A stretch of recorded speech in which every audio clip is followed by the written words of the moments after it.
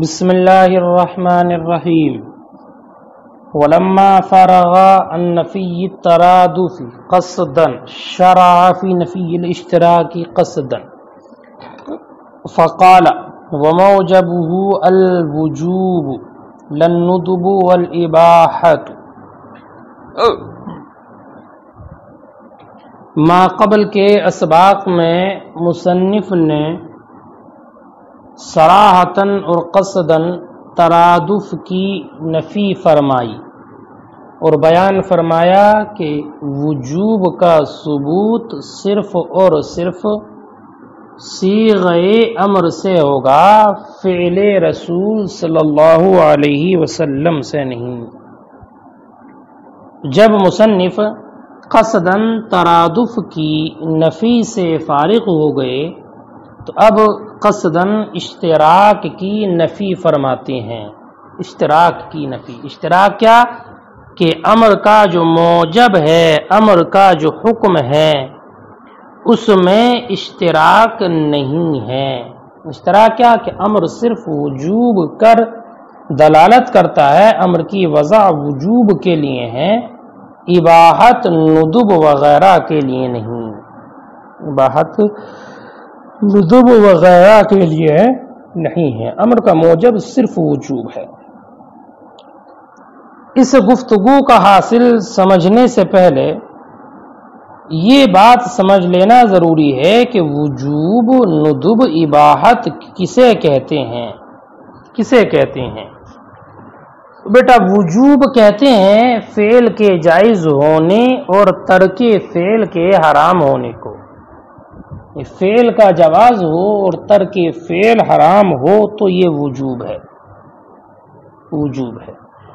اور ندب کہتے ہیں فعل اور ترک فعل دونوں جائز ہوں، فعل بھی جائز، ترک فعل بھی جائز۔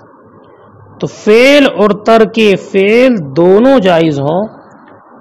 مگر فعل راجح ہو اور ترک فعل مرجوح ہو۔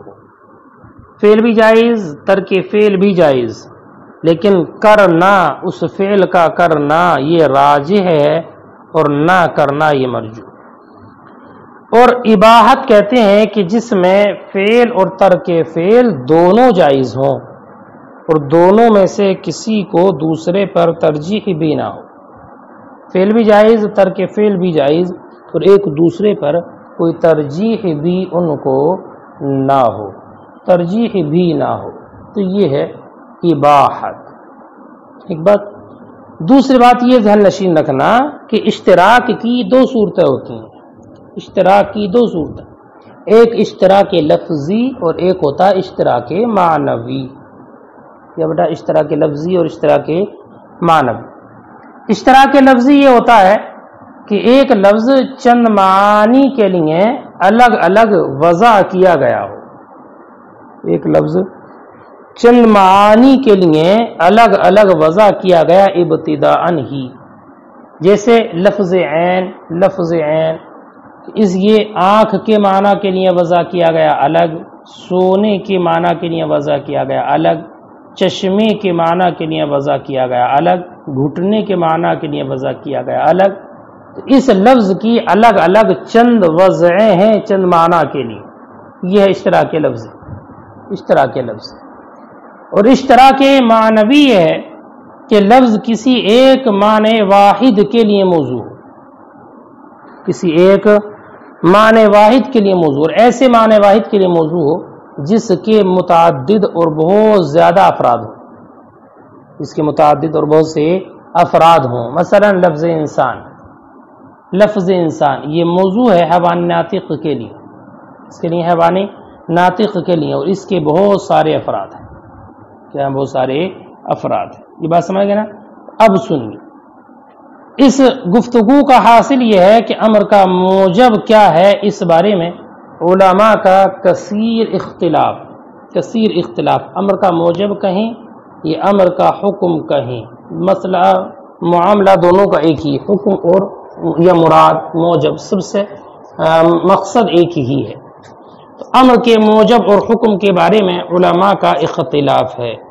لہذا بعض علماء کرام کا مذہب یہ ہے کہ امر کا موجب ندب ہے، اور بعض کا موجب یہ ہے کہ امر کا موجب اباحت ہے۔ بعض علماء نے یہ کہا ہے کہ امر کا موجب توقف ہے۔ بعض نے یہ کہا، بعض کے نزدیک امر کا موجب اشتراک ہے، اشتراک لفظی، اور بعض کے نزدیک ان دونوں کے درمیان اشتراک ہے، اشتراک معنوی۔ کیا مطلب کہ بعض علماء نے یہ کہا کہ امر کا موجب اشتراک ہے، وجوب اور ندب کے درمیان اشتراک لفظی، اور بعض نے کہا کہ ان دونوں یعنی وجوب اور ندب کے درمیان اشتراک معنوی ہے، اور بعض نے یہ کہا کہ ان تینوں کے درمیان اشتراک لفظی ہے، اشتراک بتا دیا میں نے، اشتراک لفظی، اشتراک معنوی، اور بعض نے یہ کہا ہے کہ ان تینوں کے درمیان اشتراک معنوی ہے۔ تو یہ کثیر علماء کا اختلاف ہے امر کے موجب اور حکم کے تعلق سے، لیکن مصنف فرماتے ہیں کہ صحیح یہی ہے کہ امر کا موجب وجوب ہے، اباحت، ندب یا توقف وغیرہ نہیں ہے۔ ایسی اشتراک لفظی یا اشتراک معنوی بھی نہیں ہے۔ ایک بات میں یہ بتا دوں یہاں پر کہ مصنف نے اباحت کی نفی کی، ندب کی نفی کی، توقف کی نفی کی، لیکن اشتراک کی نفی کا ذکر نہیں فرمایا۔ یہ نہیں کہا کہ امر کا موجب وجوب ہے، ندب نہیں ہے، اباحت نہیں ہے، توقف نہیں ہے اور اشتراک نہیں ہے۔ تو توقف وغیرہ کی تو نفی کی، لیکن اشتراک کی نفی نہیں فرمائی۔ اس کی وجہ کیا ہے کہ مصنف نے اشتراک کی نفی ذکر نہیں کی۔ تو ولم یذکرہ المصنف سے مصنف نور الانوار نے اسی اعتراض کا جواب ذکر کیا کہ مصنف منار نے جو اس کا ذکر نہیں کیا اشتراک کا، یہ اس وجہ سے نہیں کیا کہ یہ مذکورہ قول سے التزاماً مفہوم ہو رہا ہے، مذکورہ قول سے التزاماً سمجھ میں آ جاتا ہے، اس لیے مصنف نے الگ سے اس کی نفی کا ذکر نہیں فرمایا۔ اس طور پر کہ جب مصنف نے ندب اور اباحت کے امر کا موجب ہونے کی نفی فرما دی، یعنی یہ کہہ دیا کہ ندب امر کا موجب نہیں، اباحت امر کا موجب نہیں، تو یہ بات معلوم ہو گئی کہ جب امر اور ندب اباحت وغیرہ میں لفظاً مشترک بھی نہیں، کہ جب وہ خود اس کا موجب نہیں ہے اشتراک بھی نہیں ہوگا۔ اور جب مصنف نے یہ فرمایا کہ امر کا موجب صرف اور صرف وجوب ہے، تو یہ بات سمجھ میں آ گئی کہ ان دو یا تین کے درمیان اشتراک معنوی بھی نہیں ہے، کیونکہ اشتراک معنوی تو اس وقت ہوتا جب امر کا وضع کیا جانا کسی اور کے لیے ہوتا۔ بہرحال حاصل کلام یہ کہ امر کے موجب اور حکم کے تعلق سے علماء کا اختلاف ہے، لہذا بعض علماء نے یہ کہا ہے کہ امر کا موجب ندب ہے، اور اہل ندب کی دلیل یہ ہے کہ امر طلب کے لیے ہے، اس لیے ہے امر طلب کے لیے آتا ہے، تو ضروری ہے کہ جانب فعل راجح ہو،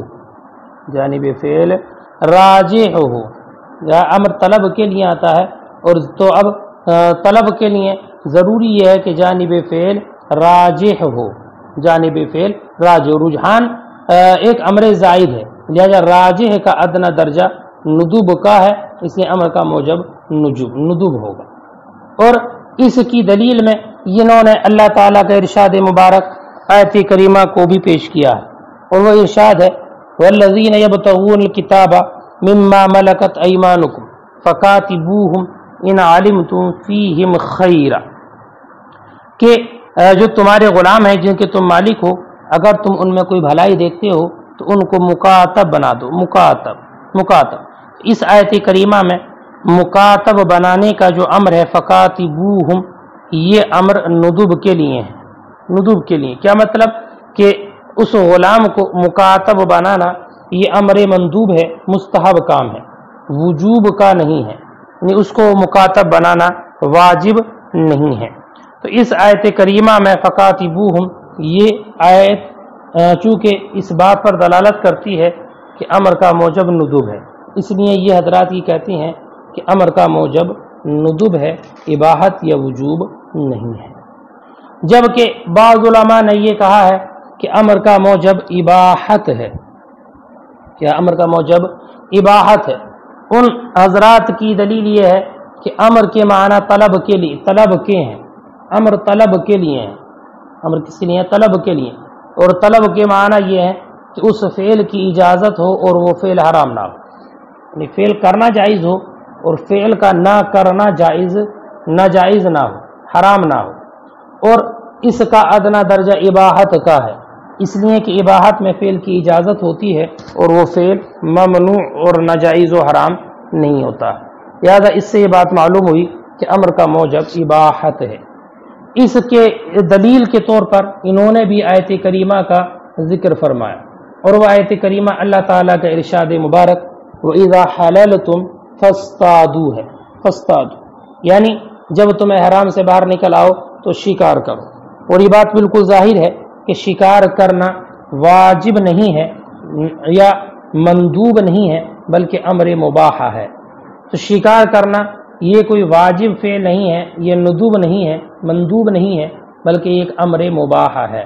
تو یہ حضرات یہ کہتے ہیں کہ اس آیت کریمہ سے معلوم ہوا کہ امر کا موجب اباحت ہے، اباحت۔ لہذا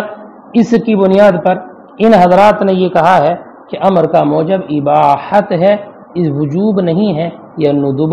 نہیں ہے۔ جبکہ بعض علماء اکرام کے نزدیک حکم اس کا ان کا موقف یہ ہے کہ اس میں توقف کیا جائے، توقف کیا جائے، یعنی وہ توقف کے قائل ہیں کون سا معنی مراد لیا جائے، اس میں توقف کیا جائے اور جس معنی کے مراد ہونے پر دلیل قائم ہو جائے اسی معنی کے اعتبار سے اس پر عمل کیا جائے۔ ان حضرات کی دلیل یہ ہے کہ امر ایک سے زائد معانی کے لیے موضوع ہے، کثیر معانی پر دلالت کرتا ہے، 16 معانی یا 17 معانی پر یہ دلالت کرتا ہے۔ اب ان 16 معانی میں سے کون سا معنی مراد ہے یہ معلوم نہیں، اس لیے توقف کیا جائے اور جس معنی کے مراد ہونے پر دلیل قائم ہو جائے اسی معنی کے اعتبار سے اس پر عمل کر لیا جائے جس پر دلیل قائم۔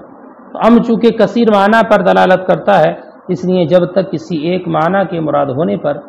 دلیل قائم نہ ہو اس وقت تک اس پر عمل نہ کیا جائے، توقف کیا جائے، کیونکہ 16 معانی کے لیے آتا ہے۔ وجوب کے لیے بھی امر مستعمل ہے، جیسے کہ اللہ تعالیٰ کا ارشاد مبارک اقیم الصلاۃ، اقیم الصلاۃ، تو یہاں پر امر وجوب کے لیے ہے۔ اباحت کے لیے بھی امر آتا ہے، جیسے کہ ابھی آپ نے پڑھا وَإِذَا حَلَلْتُمْ فَاصْطَادُوا، فَاصْطَادُوا یہ صیغہ اباحت کے لیے ہے۔ ندب کے لیے بھی صیغہ امر مستعمل ہے، جیسے کہ اس سے پہلے ابھی تھوڑی دیر پہلے آپ نے سنا کہ فَقَاتِبُوهُم میں جو قاتبوہم ہے یہ امر ندب کے لیے ہے۔ تحدید کے لیے آتا، تحدید، تحدید کا مطلب کسی کو غصہ اور غضب کے ساتھ مخاطب کرنا، غضب کے ساتھ غصے اور ناراضگی کی بنیاد پر مخاطب کرنا تحدید۔ جیسے کسی سے کہا جائے اعملوا ما شئتم، اعملوا ما شئتم، جو چاہے کرو، اعملوا ما شئتم۔ اب تو اعملوا ما شئتم کا مطلب یہ نہیں کہ تمہیں اجازت ہے جو چاہے کرو، بلکہ یہ تحدید اور ڈرانے کے طور پر ہے۔ تعجیز کے لیے ہے، تعجیز، تعجیز کا مطلب یہ ہے کسی انسان کو، مخاطب کو کسی کام سے عاجز کرنا، عاجز ظاہر کرنا کہ تم اس کام سے عاجز ہو، اس کو نہیں کر سکتے، تو تعجیز کے لیے بھی صیغہ امر مستعمل ہے۔ جیسے اللہ تعالیٰ کا ارشاد گرامی کفار مکہ سے اس وقت میں جب وہ یہ کہتے تھے کہ قرآن کسی انسان کا کلام ہے، اللہ کی طرف سے نازل نہیں کیا گیا، اللہ نے ان سے فرمایا تھا فَأْتُوا بِسُورَةٍ مِّن مِّثْلِهِ، تو تم اس کے مثل ایک صورت لے آؤ۔ تو یہ صیغہ امر یہاں پر تعجیز کے لیے ہے، ان کو عاجز کرنا ہے اور یہ بتانا ہے کہ تم اس کام سے عاجز ہو، کبھی ایسا نہ کر سکو گے۔ ایسی ارشاد کے لیے بھی اب آتا ہے ارشاد، ارشاد کا مطلب دنیاوی مسالے کے پیش نظر کسی کام کی طرف رہنمائی کرنا، کہ دنیاوی غرض سے، دنیاوی مقصد سے کسی کام کی طرف رہنمائی کرنا، یہ ارشاد ہے۔ جیسے کہ اللہ تعالیٰ کا ارشاد وَأَشْهِدُوا ذَوَيْ عَدْلٍ مِّنْكُمْ، ذوی عدل منکم، یہ محض رہنمائی کرنے کے لیے ہیں۔ ایسے ہی امر کا استعمال تسخیر کے لیے بھی ہے، تسخیر جیسے کونو قردۃ خاسئین، کونو قردۃ خاسئین۔ امتنان کے لیے بھی آتا ہے، امتنان کے لیے جیسے اللہ تعالیٰ کا ارشاد کلوا مما رزقکم اللہ، کلوا مما رزقکم اللہ، اس میں جو امر ہے یہ امتنان یعنی احسان جتانے کے لیے ہے۔ اکرام کے لیے، تعظیم کے لیے بھی امر آتا ہے، جیسے کہ جنتیوں سے کہا جائے گا ادخلوها بسلام آمینین آمینین۔ ذلت و رسوائی اور اہانت کے لیے بھی امر آتا ہے، جیسے کافروں سے، جہنمیوں سے کہا جائے گا فذوقوا فلن نزیدکم الا عذابا، فذوقوا یہ صیغہ امر ان کی اہانت کے لیے ہیں، اہانت کے لیے۔ ایسے ہی دو چیزوں میں برابری ظاہر کرنے کے لیے بھی امر آتا ہے، دو چیزوں میں ظاہر کے لیے، تسویہ کہتے ہیں جس کو، جیسے کہا جائے اسبروا او لا تصبروا۔ دعا کے لیے بھی امر مستعمل ہے، جیسے کہ اللہم اغفر لی، اللہم اغفر لی، اللہم اغفر لی، دعا کے لیے امر مستعمل ہے۔ ایسے ہی تمنی کے لیے، تمنا کے لیے بھی امر مستعمل ہے، جیسے کہ کہا جائے یا مالک لیقضی علینا ربک، اے مالک دوزخ کاش تیرا رب ہمارا معاملہ فیصلہ کر دے، ہمارے معاملے کا، اور ہمارے بارے میں فیصلہ فرما دے۔ احتقار کے لیے امر آتا ہے، احتقار مخاطب کو حقیر بتا کرنے کے لیے، ذلیل کرنے کے لیے، جیسے کہ حضرت موسیٰ علی نبینا وعلیہ الصلوۃ والسلام کا قول فرعون کے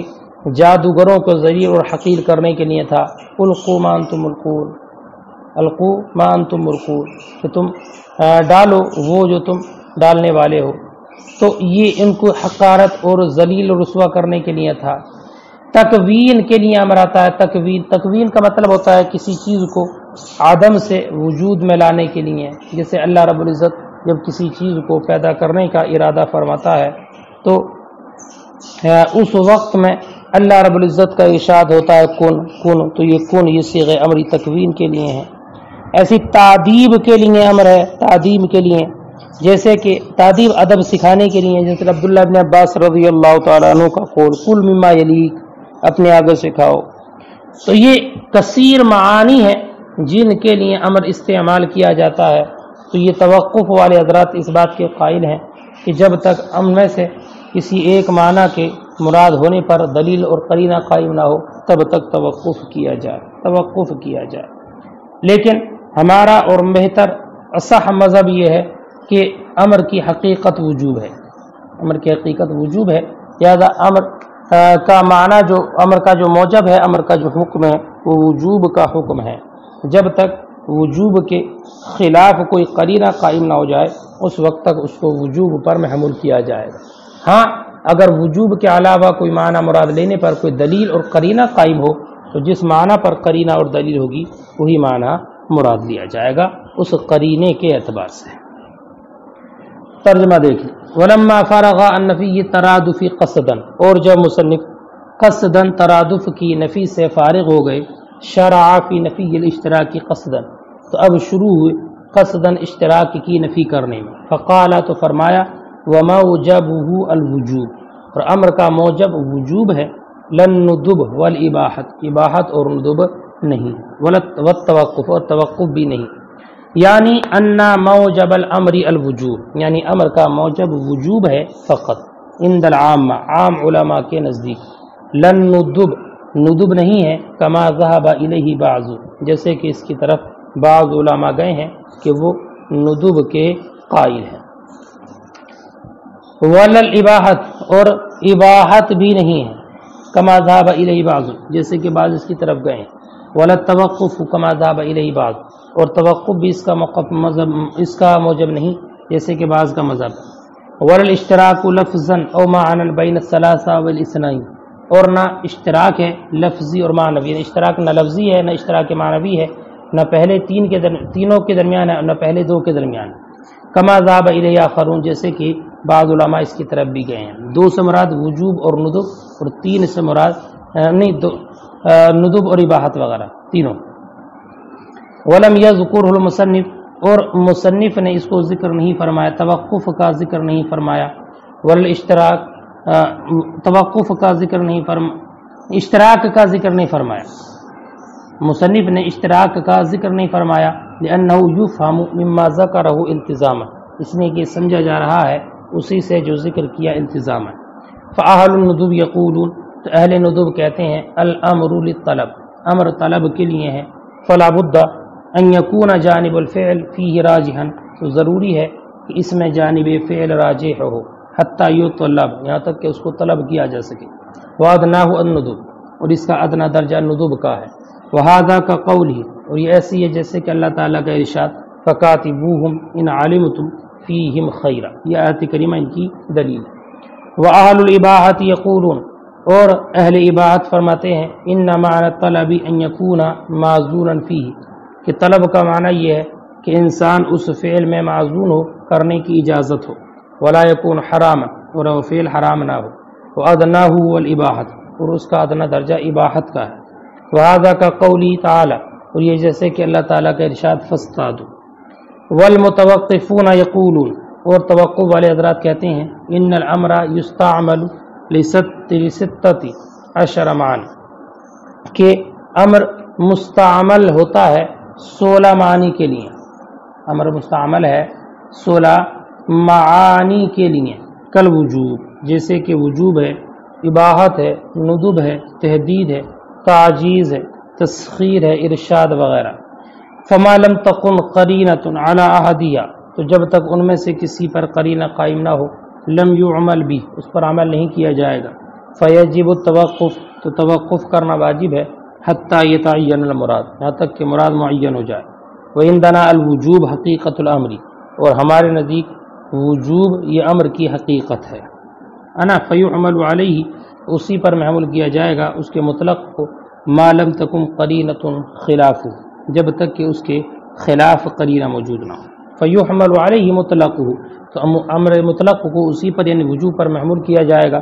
ما لم تکن قرینۃ خلافہ، جب تک کہ اس کے خلاف کوئی قرینہ قائم نہ ہو۔ وَإِذَا قَامَتْ قَرِينَتُهُ، اور جب کوئی قرینہ قائم ہو جائے، يُحْمَلُ عَلَيْهِ عَلَى حَسْبِ الْمَقام، تو مقام کے اعتبار سے، قرینے کے اعتبار سے اسی معنی پر اس کو محمول کر لیا جائے گا۔